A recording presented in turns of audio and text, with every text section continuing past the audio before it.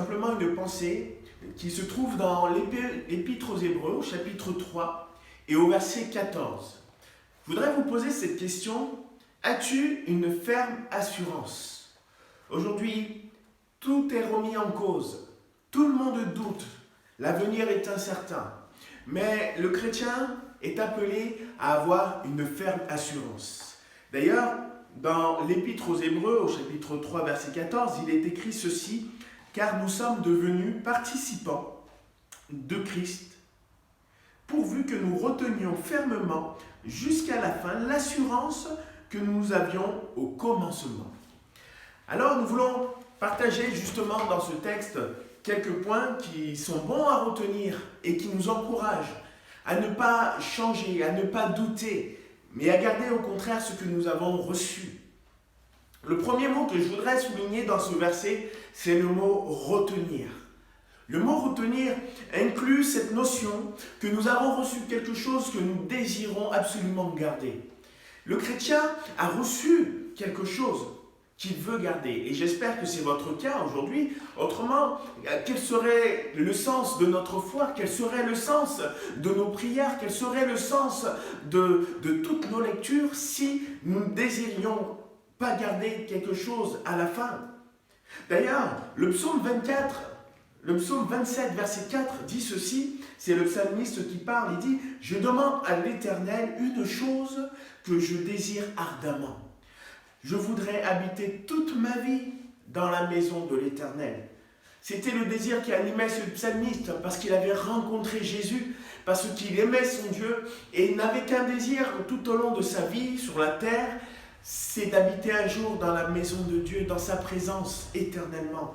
Et il connaissait la bonté de Dieu alors qu'il vivait sur cette terre où règne encore le chaos, où règne encore la méchanceté, où règne encore l'indifférence. Y a-t-il un but dans ton cœur? Parce que c'est la raison pour laquelle le Seigneur est venu. C'est dans ce but que le Seigneur Jésus est venu dans nos vies. Il est venu sur cette terre, du moins, il est venu jusqu'à nous. C'est dans ce but qu'il est venu et qu'il s'est révélé à nos vies. C'est dans ce but qu'il nous a secourus pour nous arracher à la mort certaine que provoque le péché qui est dans le cœur de tous les hommes.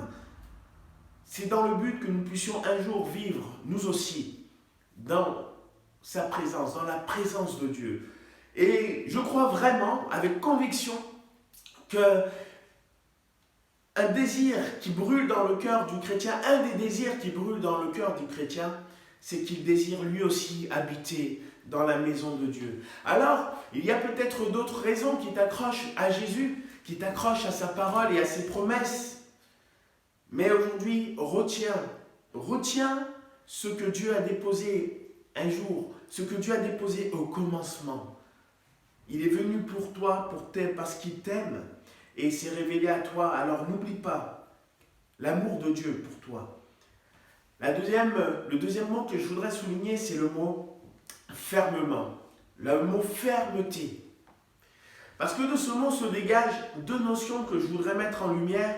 Dans le mot fermeté, il y a cette notion de force et de constance. Parce que la fermeté dévoile que c'est dans la durée qu'il y a un combat, c'est dans la durée qu'il faut garder. Vous savez, des fois, on a quelque chose dans ses mains et on se dit, j'en prendrai soin, je le garderai et ça sera ma fierté. Sauf qu'avec le temps, on s'habitue à cet objet et on finit ou par le casser, ou par s'en débarrasser, ou par le donner. Mais le Seigneur nous appelle à garder fermement. Ça veut dire qu'il y ait une constance dans le temps et qu'il y ait aussi cette notion de combat. Qu'il y ait cette notion de se faire violence pour garder ce que nous avons. Il nous faut de la rigueur, de la discipline. D'ailleurs, c'est de là que nous vient le mot disciple. Je vais vous donner cette parole concernant le salut que Jésus donne.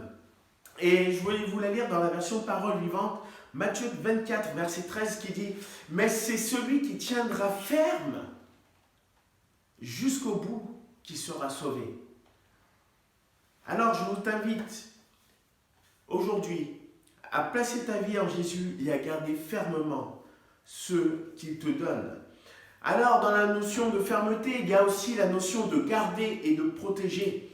Et nous voulons réaliser qu'il faut protéger ce que le Seigneur nous donne, parce que il peut y avoir d'autres choses qui peuvent l'abîmer, des agressions extérieures, ça peut être nos propres pensées, ça peut être la pensée des autres, ça peut être aussi les souffrances de la vie, ça peut être les épreuves de la vie, ça peut être toutes sortes de déceptions. Mais le Seigneur te dit, il faut que tu gardes et il faut que tu protèges ce qu'il te donne. D'ailleurs, la raison pour laquelle nous voulons la protéger, c'est parce que ce que Dieu nous donne est bon. Nous sommes destinés à mourir loin de Dieu, parce que tous les hommes sont pécheurs et sont privés de la présence de Dieu. Je voudrais habiter ardemment dans la présence de l'Éternel. Mais le don gratuit, c'est qu'il soit sauvé à travers Jésus-Christ. Alors, il y a en Jésus la vie et la vie éternelle. Alors, accroche-toi, protège et garde. D'ailleurs, dans 2 Timothée, il est dit à plusieurs raisons dans les épîtres à Timothée, 2 Timothée 1,14 et même 1 Timothée 6,20. Garde le bon dépôt. Garde le bon dépôt par le Saint-Esprit qui habite en nous. Le Seigneur nous a donné le Saint-Esprit pour nous aider à garder, à nous rappeler et à vivre avec ces promesses que Dieu nous donne. Parce que si nous voulons garder, c'est qu'il y a une espérance. Si nous voulons nous retenir ces choses, c'est parce qu'il y a une espérance qui est dans nos cœurs. Mais c'est bien plus qu'une espérance, puisque le troisième mot que nous voulons souligner, c'est le mot assurance. Ce que Dieu nous donne n'est pas une espérance, c'est une assurance. Il nous donne une assurance, nous n'avons pas à en douter. Le Seigneur a dit qu'un jour, il reviendra chercher ceux qui auront cru en lui, ceux qui auront persévéré, qui auront tenu ferme jusqu'à la fin. Il viendra nous chercher pour que nous puissions habiter éternellement dans sa maison, dans un lieu où il n'y aura plus de pleurs, où il n'y aura plus de souffrance, où il n'y aura plus de maladie, où il n'y aura plus toutes ces choses qui aujourd'hui nous maintiennent à terre. Mais il y aura la présence de Dieu, il y aura la joie, la paix, l'amour de Dieu qui va régner. C'est une assurance. Et c'est pour cela que nous voulons le garder. Le Seigneur reviendra certainement. Ce n'est pas peut-être, mais il reviendra. Alors, vous encouragez en terminant avec ce verset de Hébreux 10 qui dit « N'abandonnez donc pas l'assurance à laquelle vous êtes attachés, à laquelle est attachée une grande rémunération. » Aujourd'hui, si tu te combats, si tu retiens fermement, il y aura la récompense de ta foi. Le Seigneur viendra te chercher.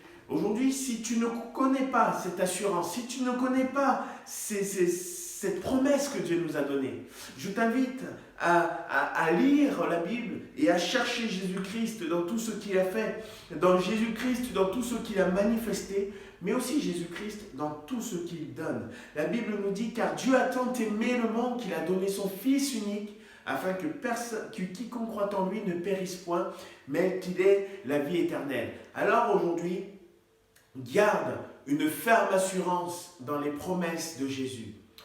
Que le Seigneur vous bénisse. Seigneur, merci pour cette présence, pour cette vie que tu nous donnes et ces promesses.